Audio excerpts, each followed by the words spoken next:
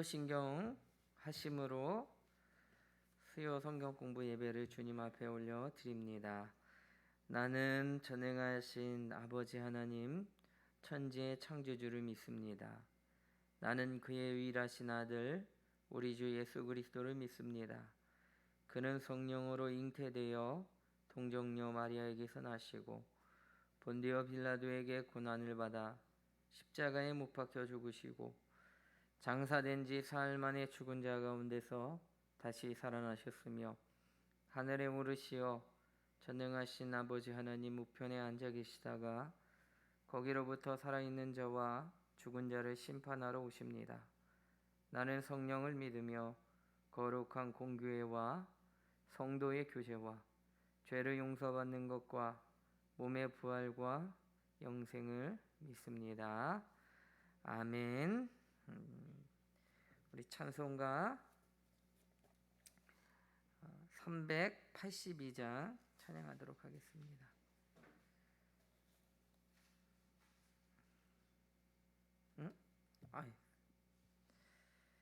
네, 잠시만요. 365장입니다.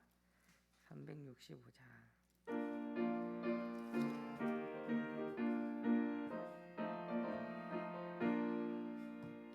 마음속에 근심 있는 사람 주 예수 앞에 따르여라. 슬픈 마음 있을 때에라도 주 예수께 아뢰라. 주 예수 앞에 따르여라. 주의 친구니 무엇이나 근심하지 말고 주 예수께 아뢰라. 눈물 나며 깊은 한숨 쉴 때 주 예수 앞에 따르여라. 은밀한 죄 내게 있더라도 주 예수께 아뢰라. 주 예수 앞에 따르여라. 주의 친구니 무엇이나 근심하지 말고 주 예수께 아뢰라. 괴로움과 두려움 있을 때에 주 예수 앞에 따르여라. 내일 일을 염려하지 말고 주 예수께 아뢰라. 주 예수 앞에 따르여라. 주의 친구니 무엇이나 근심하지 말고 주 예수께 아뢰라. 죽음 앞에 겁을 내는 자여 주 예수 앞에 따르여라. 하늘나라 바라보는 자여 주 예수께 아뢰라. 주 예수 앞에 따르여라. 주의 친구니 무엇 3절 다시 하겠습니다. 3절입니다. 괴로움과 두려움 있을 때에 주 예수 앞에 따르여라. 내일 일을 염려하지 말고 주 예수께 아뢰라. 주 예수 앞에 따르여라. 주의 친구니 무엇이나 근심하지 말고 주 예수께 아뢰라.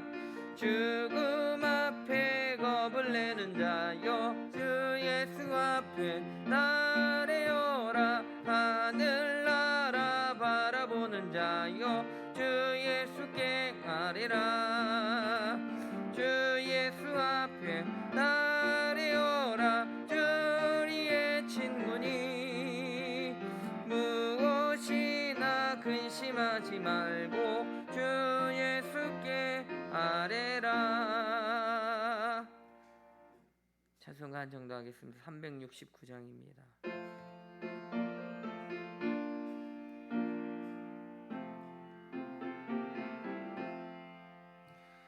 죄짐 맡은 우리 구주 어찌 좋은 친구인지 걱정 대신 무거운 짐 우리 주께 맡기세. 주께 고함 없는 고로 복을 받지 못하네. 사람들이 어찌하여 아랠 줄을 모를까. 시험 걱정 모든 괴로움 없는 사람 누군가. 부질없이 낙심 말고 기도드려 아뢰세. 이런 진실하신 친구 찾아볼 수 있을까. 우리 약함 아시오니 어찌 아니하릴까. 근심 걱정 무거운 짐 아니 진자 누군가. 피난처는 우리 예수 주께 기도드리세. 세상 친구 멸시하고 너를 조롱하여도 예수 품에 안기어서 참된 위로 받겠네. 우리 다 함께 좀 기도하도록 하겠습니다. 오늘 우리가 부른 준비 찬송 두 곡의 공통점은 주님께 맡겨드리는 거예요. 주님께 맡겨드리는 것. 우리 인생 가운데 문제, 어려운 것, 또 마음의 시험, 절망, 잘 안 되는 문제들을 주님께 맡겨드릴 때에 주님께서 우리의 근심과 걱정을 대신해 주시고 우리의 삶을 인도해 주신다는 내용입니다. 오늘 우리가 주여 한번 부르짖고 다 함께 통성으로 기도할 때에 주님께 맡겨드림이 복이다. 주여 내 삶을 인도하여 주시옵소서. 주께 맡겨드릴 수 있는 믿음을 허락해달라고 주여 한번 부르짖고 다 함께 통성으로 기도합니다. 주여, 죄 많은 우리의 더욱더 심령을 붙잡아 주셔서 거룩한 인생의 주가 되시는 여호와 하나님 아버지 감사와 영광과 찬양을 올려드립니다. 거룩하신 하나님이시여 오늘 이 시간 우리의 더러움을 씻어주시고 우리의 악함으로 인하여 나타난 문제와 고통들을 해결하여 주실 줄로 믿습니다. 부족하고 연약하여 날마다 죄 많은 인생들 가운데 문제가 산적하여 있사오니 이 세상에 살아가는 모든 성도들의 삶의 무거운 짐을 대신 지어주시고 우리의 모든 근심과 걱정을 주님께 아뢰 때에 주님께서 해결해 주실 줄로 믿습니다. 살아생전에 있는 모든 것들의 어려움들이 주께 다 맡겨드리고 근심과 걱정에서 자유함을 누리며 평화를 누릴 수 있는 방법은 오직 여호와 하나님께 맡겨드리는 것인 줄로 믿사오니 참된 복과 안식이 주께 있음을 고백하며 믿음으로 주님 앞에 나아갈 수 있는 거룩하고 복된 성도 될 수 있도록 축복하여 주시옵소서. 오늘은 수요일입니다. 주님 더욱더 수요 아버지 예배를 통해서 우리의 근심과 걱정이 주님께 전가되고 우리의 믿음이 성숙할 수 있게 해주시며 주님을 통한 더욱더 회개의 역사가 나타날 수 있도록 인도하여 주시옵소서. 악에게 지지 말고 선으로 악을 이기라 말씀하신 주의 말씀과 같이 거룩하고 존귀한 방법으로 이 세상의 어려움들을 이기고 승리할 수 있게 하여 주시옵소서. 그러나 우리의 연약함을 아니오니 주님 우리의 연약함을 동정하신 이가 우리를 도와주실 때에 우리가 승리할 줄로 믿사오니 성령 하나님 오늘 이 시간 우리의 마음속에 주가 되어주시고 내재하여 주셔서 거룩하고 온전하게 살아갈 수 있도록 용기와 능력을 공급하여 주시옵소서. 우리의 더욱더 어려움을 주님께 맡겨드립니다. 우리의 더욱더 부족함을 주님께 맡겨드립니다. 주여 역사하여 주시고 근심과 걱정을 주님께 맡겨드림이 복이라는 믿음을 가지고 주 앞에 나아갈 수 있도록 축복하여 주시옵소서. 사랑 많으신 하나님 아버지 감사합니다. 하나님께서 우리에게 허락하여 주신 그 은혜대로 각 사람마다 가장 필요한 은혜를 주님께서 공급해 주신 줄로 믿고 감사드립니다. 우리의 생각은 연약하여 우리에게 아쉬운 것들이겠지만 우리 주님 미래와 과거와 현재의 주가 되어 주셔서 가장 좋은 것들로 가장 필요한 때에 주의 백성들 가운데 인도해 주신 줄로 믿고 감사를 드립니다. 하나님, 그 믿음 가운데 서 있는 우리들이 주님 믿음으로 말미암아 주님을 더 신뢰할 수 있도록 인도해 주시고 말씀 가운데 우리에게 깨닫게 하여 주시는 주님의 은혜를 상고하고 기억하며 나아갈 수 있는 우리 모든 권속들 될 수 있도록 축복하여 주시옵소서. 오늘도 주의 말씀을 듣습니다. 겸손한 마음으로 주의 말씀을 들을 때에 하나님께서 우리에게 허락하여 주실 그 크신 은혜를 경험할 수 있는 귀한 시간 될 수 있도록 인도하여 주시옵소서. 모든 예배의 시종을 주님께 맡겨드리며 예수 그리스도의 거룩하신 이름 받들어 간절히 기도합니다. 아멘. 할렐루야. 우리 귀한 성도님들을 주님의 이름으로 환영합니다. 우리가 지금 계속해서 공부를 배우고 있는 내용이 뭐냐면 우리 이스라엘의 절기에 관한 내용을 하고 있어요. PPT는 96이고요. 워크북은 46쪽을 좀 펴주세요. 그리고 좀 할 게 있어요. 할 게 있습니다. 그냥 펴주세요. 일단은 펴주시고 이제 나팔절이라고 써져 있는데 거기서부터 시작할 거고요. 우리가 지금 이스라엘 7대 절기를 지금 계속하고 있는데 여기까지 달려왔으니까 앞에 있는 네 절기를 조금 복습하면서 조금 다시 한번 기억하는 시간을 가지려고 합니다. 우리 이스라엘에 큰 절기, 애굽 절기가 있다고 했는데 여러분 머릿속에 생각나시는 것들이 있습니까?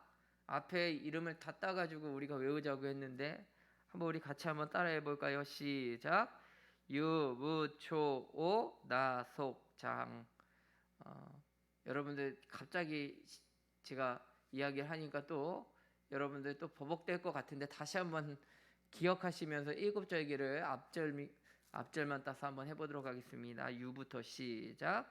유무 초오 나속장. 내가 속장이다.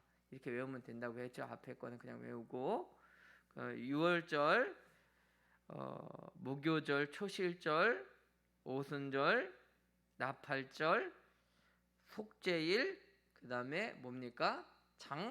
장막절. 이 모든 것들 다 기억하시라고 했는데 그러면 한번 6월절이 어떤 절기인지 여러분 생각해 보셨습니까? 6월절은 이스라엘의 대절기라고 했죠. 하나님께서 이스라엘 백성을 마지막 재앙을 내리시면서 애굽의 모든 첫 것을 다 하나님께서 죽이시고 하나님께서 구원을 베풀어 주신 날이다 해서 6월절이라고 하는데 패스오버라고 해서 근데 이 애굽 사람들만 다 죽고 이스라엘 사람들은 살았어요. 왜 살았죠? 문설주에다가 뭘 발랐죠? 어린 양의 피를 발랐다고 했어요. 그래서 이 절기가 시작되면서 어떠한 개념이 나타났냐면 첫 것은 다 주님의 것이다. 첫 것을 주님께서 가져가시면서 무엇을 기대하시냐면 이 세상에 있는 모든 것이 다 내 것인데 첫 것을 가져가시며 하나님이 이 세상의 주인이 되신다는 것을 알려주시는 거예요. 근데 이스라엘 백성 가운데는 첫 것이 죽지 않았어요. 왜 그래요? 어린 양의 보혈의 피가 발리어졌기 때문에 그래요. 그래서 신약적인 뜻이 예수 그리스도의 희생적인 그 사랑으로 말미암아 구원을 얻을 수 있었다 하는 뜻을 갖고 있었다고 했어요. 6월절은 다시 오실 예수 그리스도 또한 우리에게 허락해 십자가 사랑을 생각하는 절기라고 했습니다. 이스라엘의 그 절기 우리가 기억하는 이유는요. 신약 시대에 와서 또 다시 오실 주님을 기대하며 구속사적인 관점에 의미가 있기 때문에 우리도 기억하라고 했습니다. 주님의 거룩한 보혈의 피, 그 희생적인 사랑을 무가치하게 사용되지 말고 다시 주님을 십자가에 매놓는 죄된 모습으로 하나님을 슬프게 하는 성도가 되지 말고 날마다 거룩함으로 정결함으로 십자가의 어린 양의 보혈의 피를 발라 우리도 거룩한 삶을 살아 누리실 수 있게 되기를 바랍니다. 6월절이 그런 의미라고 했어요. 첫 것은 하나님께, 또 양의 희생의 피로 인한 구원이라는 것을 우리가 의미를 알 수가 있어요. 두 번째는요, 무교절입니다. 무교절은 출애굽에 나올 때에 급하게 누룩이 없는 빵을 먹었던 것을 기억하며 절기를 지낸 거라고 했어요. 누룩이 의미하는 바가 뭐라고 했습니까? 죄입니다. 죄. 그래서 오늘날도 거룩한 유대인들에게는 이 무교절을 거룩하게 지키고 있는데, 이 날에는 집안에 있는 이 누룩이 들어있는 빵이나 누룩 전체를, 이스트를 제거하는 날로 삼았다고 했습니다. 누룩을 제거한다. 그것은 뭐예요? 죄를 제거한다. 구원의 백성에게 하나님께서 허락해 주신 은혜는 뭐예요? 죄를 없애 주신다 하는 은혜가 있지만, 신약적 의미로 무교절은 예수님의 생명의 떡과 함께 연합하는 인생이 되었다는 것을 기념하는 절기로 기록하고 있습니다. 우리가 구원받으면요, 이제 구원의 셀러브레이션, 나 구원받았습니다 하는 교인들과의 암묵적인 선포가 있어요. 그게 바로 세례입니다. 세례 받은 사람은 나 이제 죽었습니다, 나 이제 예수 다시 오시면 살 것입니다 라고 하는 뭔가 환영 파티입니다.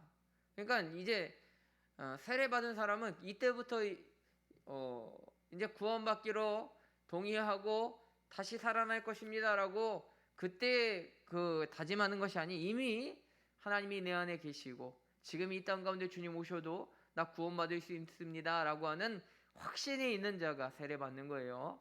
그러면 이 세례를 받은 사람들은요, 입교인이 되고 무슨 자격이 주어지냐면 성만찬을 할 수 있는 자격이 주어져요. 성만찬은 뭡니까? 예수의 몸과 우리의 몸이 합하여지는 거예요. 예수의 몸이, 예수의 피가 우리와 합하여져서 연합한다는 의미가 있습니다. 무교절은요, 신학적으로 예수님은 생명의 떡이시기 때문에 우리가 그와 합하여 먹고 주님이 우리와 함께 이제 연합하는 삶을 살아 주시겠다 하는 의미가 담겨져 있는 거예요. 또 우리 이제 초실절이 있죠. 초실절. 초자가 무슨 한문이라고 했죠? 처음을 초라고 해요. 초보할 때 경험이 없는 사람 첫 것 그런 걸 얘기했죠. 실은 뭐예요? 열매를 얘기했어요. 이스라엘 사람들이 하나님께서 주신 곡식의 첫 번째 것을 드리는 날로 이 절기를 지켰는데, 어떤 것이 그 농사에서 첫 번째 것이 나가냐면 보리가 그때 나옵니다. 그래가지고 첫 열매 수확에 대한 이야기를 하는 겁니다. 근데 이 초실절의 의미는 두 가지가 있습니다. 여러분, 첫 번째 것을 드린다는 것은요, 뭘 의미하냐면, 첫 번째 게 굉장히 귀한 건데 주님께 드리는 의미는 뭐냐면, 내게 주시는 모든 것이 주님께서 주신 것입니다 라고 하는 인정입니다. 10의 1조도 마찬가지죠. 10의 1조만 주님 거라고 그러는 거예요? 아니죠. 여러분, 주일의 의미는 뭡니까? 일주일 중에서 하루를 떼어다가 주님께 드리는 절기, 그 날만 주의 것이 아닌 모든 날이 주의 것이지만 특별히 이 날만큼 정해서 하나님을 인정함으로 인해서 내 삶이 다 주님 것입니다라는 그런 기념적인 그런 선언이자 하나님이 인정하는 행위죠. 초실절의 의미는 모든 것이 다 주님 것이지만 첫 것을 드림으로 내 인생의 모든 주인이 우리 주님이십니다라는 것을 인정하는 것입니다. 두 번째는 뭐예요? 여러분, 첫 번째 열매를 이제 거두면요, 뒤따라오는 열매가 있을까요? 없을까요? 첫 번째 단계 있으면 또 두 번째, 세 번째 단계 있을 겁니다. 뭐예요? 뒤에 있을 열매가 있다는 거예요. 이것은 신약적 의미로 뭐냐면 예수님께서 첫 열매가 되셨다는 얘기가 있죠. 뭐의 첫 열매가 되셨냐면 부활의 첫 열매가 되셨어요. 예수님의 첫 바따로 그러면 부활하셨죠. 그러면 예수 믿는 우리들에게 뭐가 따라온다는 거예요?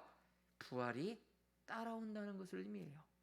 초실절은 영적인 의미가 예수님 이후에 예수님을 믿는 모든 성도들이 예수님과 동일하게 죽지만 예수님이 부활하신 것처럼 신령한 몸을 입고 살아서 하나님의 나라 왕노릇할 것임을 인정하는 절기로 지낸다는 것입니다.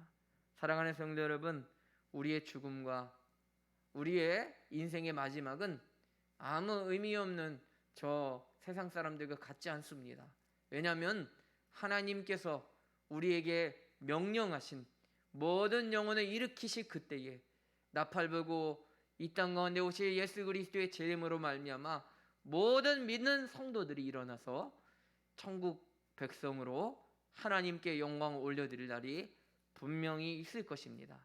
그러므로 초실절처럼 우리도 예수와 함께 일어난다, 우리도 예수님과 함께 부활한다는 그 사실을 기억하실 수 있게 되기를 바랍니다.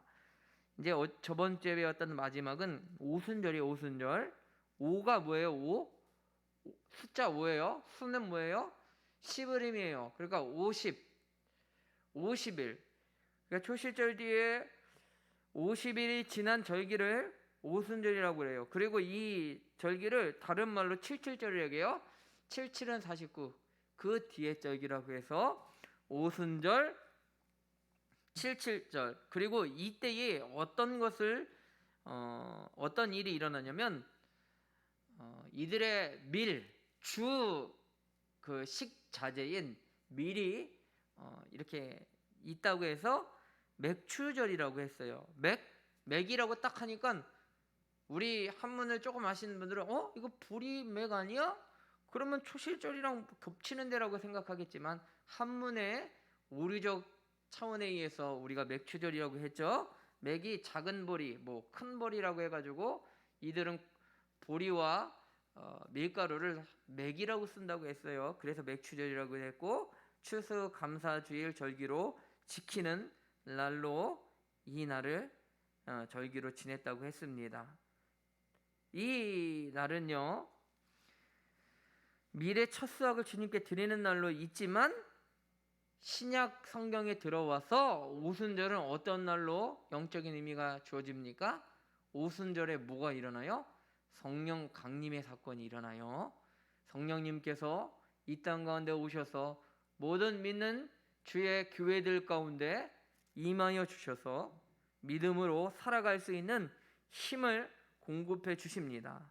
그런데 이 날이 되게 신기한 날인 것이 오순절에는 다 무교절을 먹지만 이날만큼은 유교병을 먹어요. 유교병이 의미하는 바가 뭡니까 여러분? 이방인이라는 거예요. 이방인.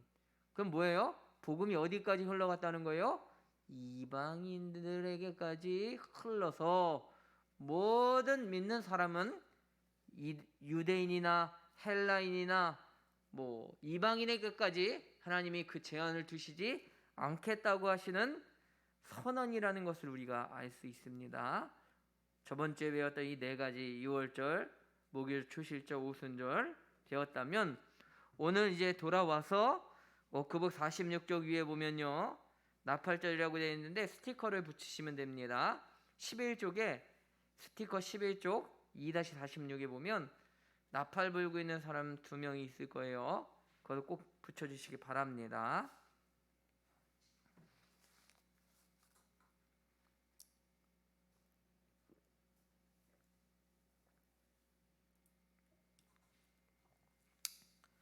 여러분들이 가지고 있는 이 워크북에 보면은 7월 1일이라고 되어 있어요. 오늘 배울 이스라엘 절기가 3개가 있는데 모두가 다 7월 달에 있어요. 그리고 외우기가 쉬워요. 1, 그 다음에 뭐예요? 10, 그 다음에 15예요. 1, 10, 15예요. 그러니까 외우기 쉬워요. 나팔절, 속죄일, 장막절이 1, 10, 15니까 여러분들 머릿속으로 기억하시길 바랍니다. 이 날이 어떤 날이냐면요, 여러분들 이렇게 쓰시길 바랍니다. 여기서 광야 생활을 기억하는 거예요. 이스라엘 절기는 모두가 다 이 광야 절기를 기념하는 날로 정해져 있어요. 특별히 하나님께서 외인된 우리들을 구속하시기 위해서 광야로 우리의 더욱더 삶을 이끄시고 그 광야 속에서도 죽지 않게 하시는 은혜가 있는 절기가 이 일곱 절기가 다 그런 의미가 담겨져 있는 거예요. 이 날에는 어떤 일이 일어나냐면요, 나팔을 2개를 준비하고 제사장이 나팔을 불어요. 이게 어떤 의미가 있냐면 광야 생활을 할 때에 낮에는 뭐가 떴어요?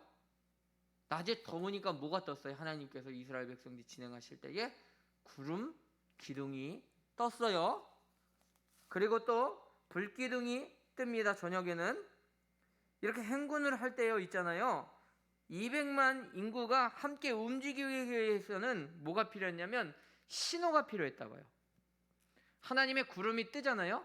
그리고 그러면 이스라엘 백성 가운데 이제 행진할 때 이제 육성으로 행진하십시오 하는 것보다 나팔을 불어서 행진을 했고요, 멈출 때에도 나팔을 불어서 멈췄다는 의미예요. 이건 뭐냐면 하나님의 임재가 그들과 날마다 함께 있어서 가는 모든 것들이 다 하나님과 함께 가는 것을 의미하는 저희길로 나팔절을 생각했다는 거예요.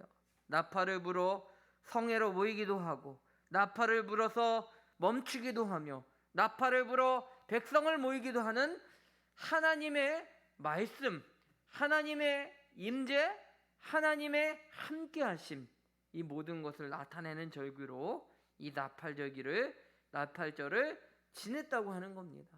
그러면 이 나팔절이 신약 시대에 와서 오늘날 우리 믿음의 성도들에게 어떤 의미를 부여해 주냐? 여러분 이 찬양 아세요?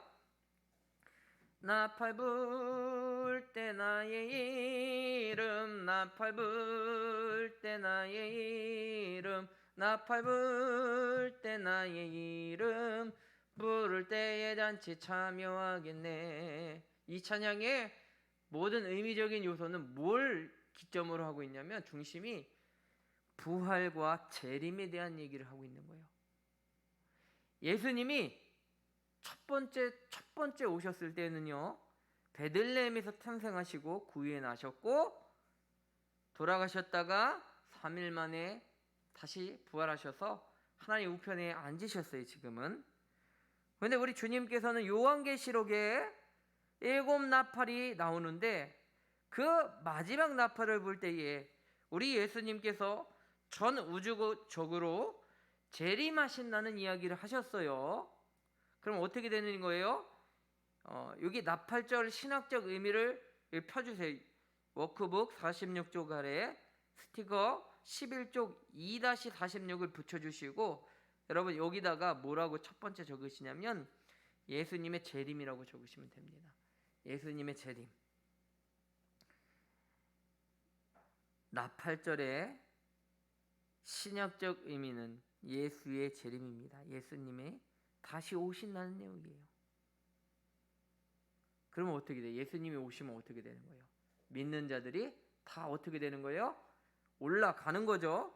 공중으로 올라가서 하나님과 그 거룩한 성도가 혼인잔치를 하게 됩니다. 그래서 성도들이 신령한 모습으로 변화해서 어떻게 되냐면 휴거한다고 쓰세요. 휴거. 두 번째, 휴거, 들려 올라간다는 소리예요.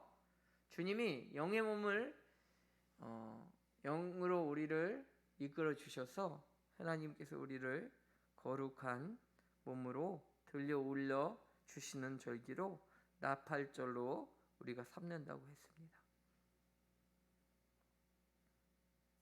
그렇습니다. 나팔절의 의미는 주님 다시 오신다는 거예요. 주님이 곧 우리의 재림주가 되셔서 죽은 자나 산 자가 모두가 다 믿는 백성은 일으키셔서 하나님의 거룩한 천국잔치에 참여하게 하시고 영원한 하늘나라에서 하나님과 왕노릇 할 수 있게끔 우리를 붙잡아 주시는 절기가 나팔절기라는 것을 기억하실 수 있게 되기를 바라고, 여러분 꼭 기억하세요. 이거는 이 세상 살아가는 지금 또 나중에 이제 늙으셔서도 그랬고 매 순간마다 이걸 생각해요. 나팔절은 뭐냐면 주님이 다시 오신다. 나도 부활의 몸을 입고 다시 살아날 것을 믿는다. 그렇기 때문에 우리는 죽음을 두려워하지 않습니다. 아셨죠? 다음 저희기를 보도록 하겠습니다. 워크북 47쪽 위에 보면 속죄 1이라고 써져 있는데 스티커를 먼저 붙이세요. 스티커 11쪽 2-47 보면은요. 염소 2마리를 끌고 있는 것을 볼 수가 있습니다. 거기다가 붙여주시길 바랍니다.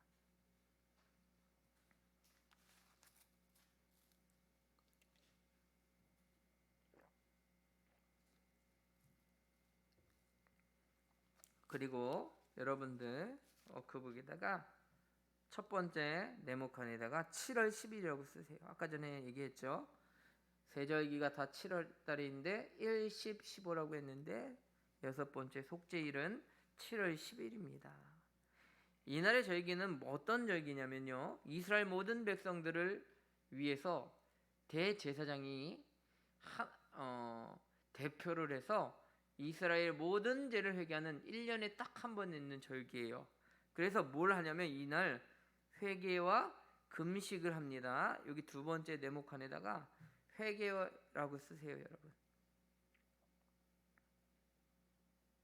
근데 이스라엘 백성들을 대신해서 대제사장이 들어간다고 했죠? 어디에 들어가요? 성막이요. 성막에 들어가는데 더 자세하게 얘기하자면 성막 안쪽이 성소와 지성소가 있다고 했죠? 지성소 안으로 들어가요, 여러분. 하나님의 언약궤가 있는 곳에. 언약궤가 있는 곳에 들어간다는 말은 뭐냐면 생명을 담보로 들어간다는 의미가 있어요. 대제사장이 만약에 이날 거룩하지 못하면 어떻게 된다고 했어요? 죽어요. 그래서 그 몸에 붙어있는 방울이 딸랑딸랑이면은 대제사장이 아직도 주님의 벌을 받지 않고 주님의 사역을 하고 있구나 생각하고 밖에 들어봤는데 딸랑딸랑 소리가 안 들려요? 그러면 어떻게 해요? 들어가요? 절대로 안 돼요. 들어가면 안 돼요.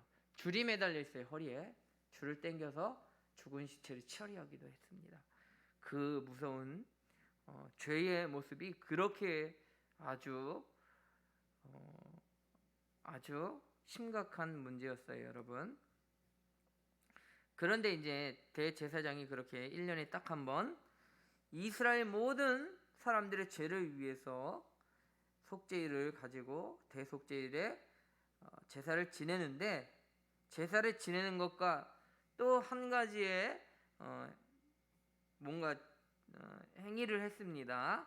아까 전에 염소 한 마리는 하나님 제사를 드리고 피를 7번 뿌려가지고 지성소 안에서 죄를 속죄하는 일을 했고요. 한 마리는 어떻게 했냐면요, 여러분,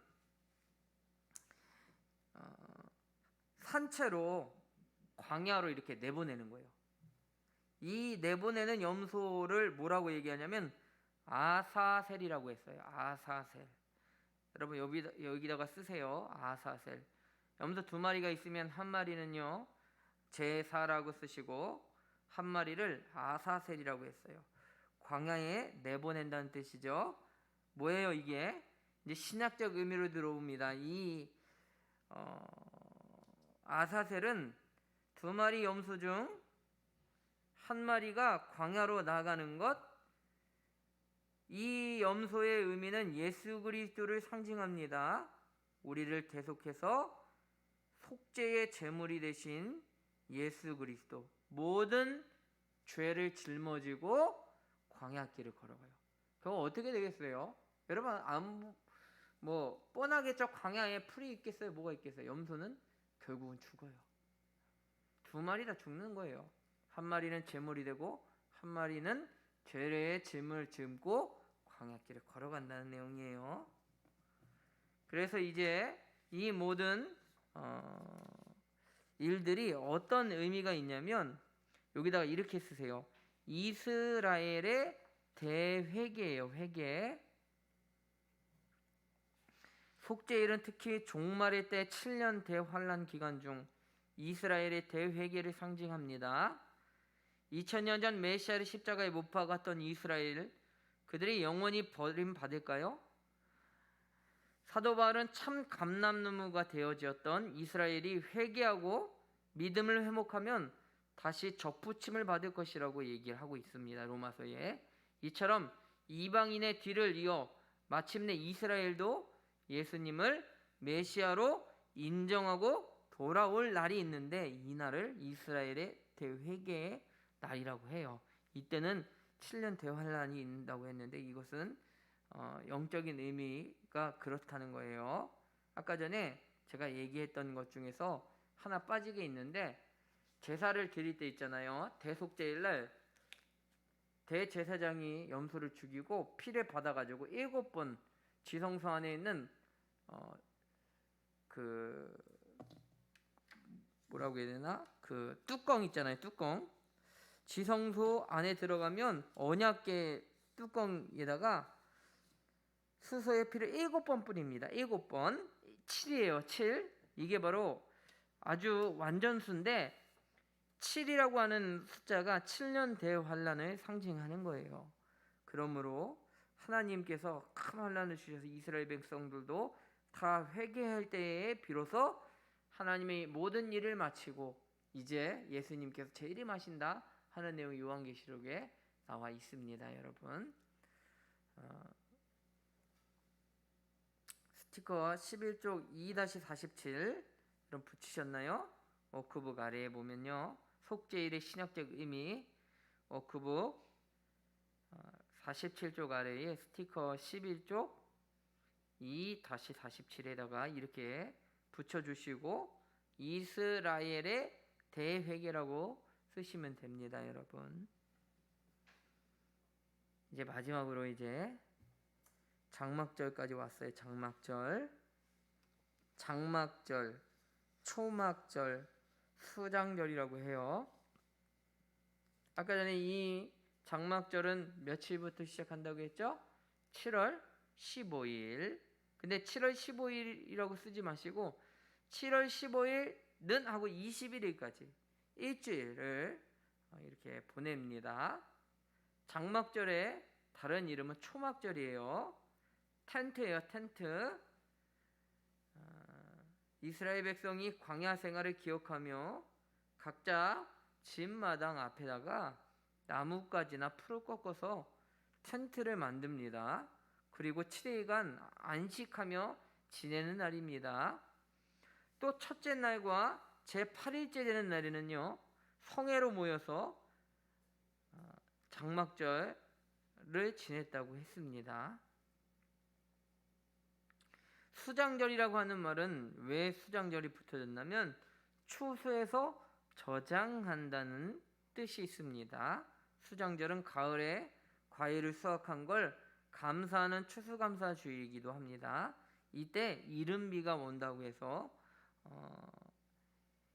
이른비가 오는 날로 기억하고 있습니다. 그래서 두 번째 네모칸에다가 뭐라고 쓰냐면 광야 생활을 기억한다 라고 적으시고요. 세 번째 추수감사라고 쓰시기 바랍니다. 감사해야 하는 절기가 다 모든 게 다 감사가 다 붙어 있어요. 장막절, 초막절, 수장절입니다. 그리고 마지막으로 이제 신학적 의미, 장막절의 신학적 의미 워크북 48쪽 아래에 스티커 11쪽 2-48 사자랑 독수리가 그려져 있는 것을 붙여주시기 바랍니다.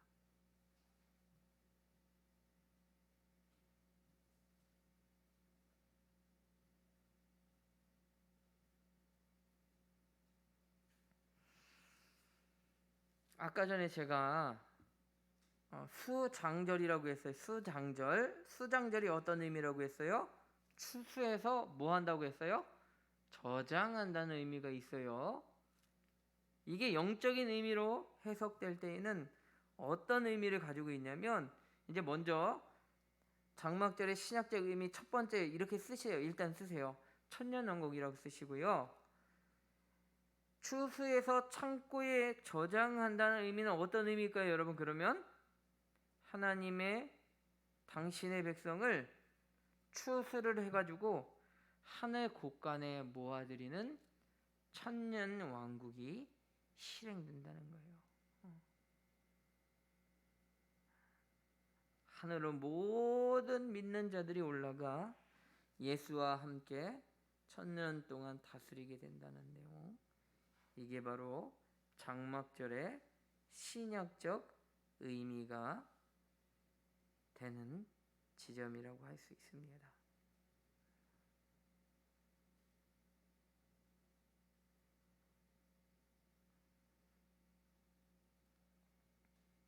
집에 가셔서 여러분, 이제는 여러분들께 하나 숙제를 내드리도록 하겠습니다. 저희가 7대절기를 배웠는데 각 워크북에 보면요, 설명은 했지만 여러분들께 제가 구절을 찾아보라고 얘기진 않았어요. 그 각각의 의미와 그 어떤 구절이 있는지에 대한 내용은 하지 않았어요, 얘기를. 왜냐하면 시간이 없기 때문에 그랬는데 숙제로 내드리겠습니다. 여러분, 유모, 초호, 나속장, 이 모든 이 이스라엘의 절기 가운데 하나님께서 허락해 주신 말씀이 어디 곳에 나와 있는지 여러분들 꼭 그 말씀을 찾아서 읽으시고 신약적 의미가 뭔지도 한번 복습하면서 말씀을 읽으면 이 모든 절기들이 우리에게 또 다른 의미로 다가올 것이라고 생각합니다. 이 7개의 절기는 이스라엘의 절기만이 아닌 구속의 관점에서 본 모든 믿음의 백성들이 나중에 다시 하나님과 함께 왕노릇하게 될 이 천국 백성들의 이야기다, 구속사적인 관점이다 라는 것을 기억하시고 우리가 이것을 생각하시면 더 은혜가 될 줄로 믿습니다. 오늘 말씀은 이것으로 마치겠고요. 우리 찬송하고 주기도문 마치도록 하겠습니다. 370장입니다.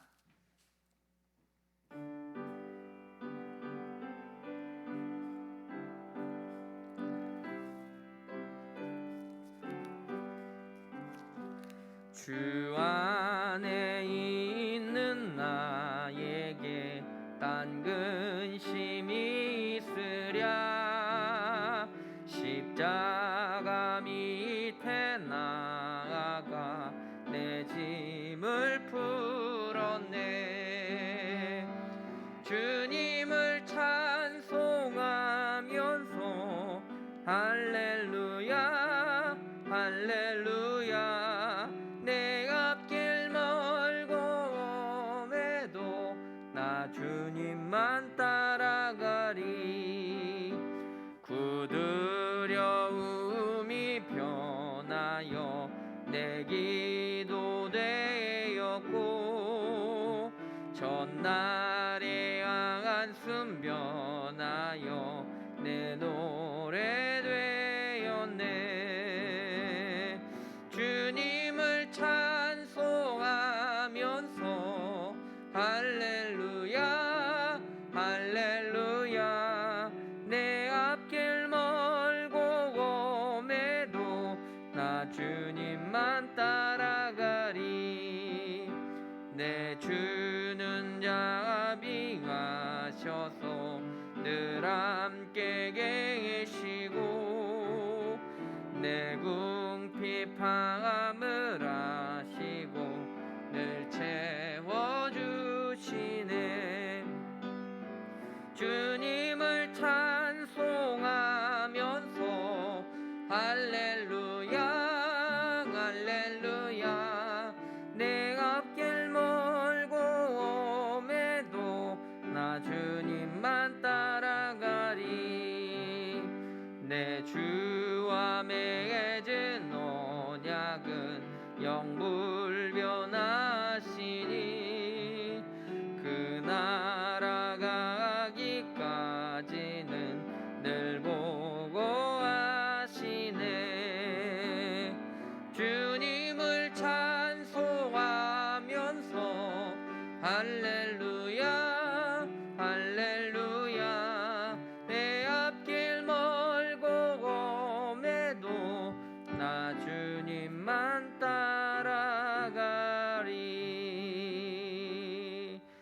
주기도문으로 모든 예배 마치겠습니다. 하늘에 계신 우리 아버지, 아버지의 이름을 거룩하게 하시며 아버지의 나라가 오게 하시며 아버지의 뜻이 하늘에서와 같이 땅에서도 이루어지게 하소서. 오늘 우리에게 일용할 양식을 주시고 우리가 우리에게 잘못한 사람을 용서하여 준 것 같이 우리 죄를 용서하여 주시고 우리를 시험에 빠지지 않게 하시고 악에서 구하소서. 나라와 권능과 영광이 영원히 아버지의 것입니다. 아멘.